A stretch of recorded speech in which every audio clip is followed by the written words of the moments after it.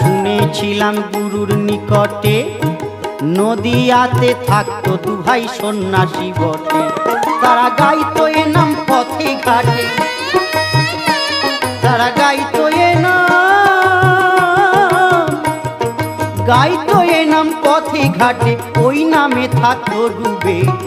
হরিনাম মহামন্ত্র আনলোকে ভবে, এই হরিনাম আনলোকে ভবে ভবে। হরিনাম মহামন্ত্র আনলোকে ভবে।